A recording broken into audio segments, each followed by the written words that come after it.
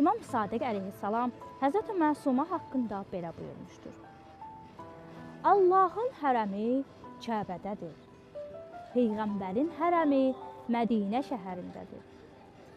İmam Əlinin hərəmi Nəcəfdədir. Bizim hərəmimiz isə Qum şəhərindədir. Hər kim bizi ziyarət etmək istəsə, lakin buna nail olmasa, bizim nəslimizdən olan mənim nəvələrimdən Fatimə adlı bir nəfərin məzarı Qum şəhərində olacaq. Bu zaman onun məzarını ziyarət etsinlər.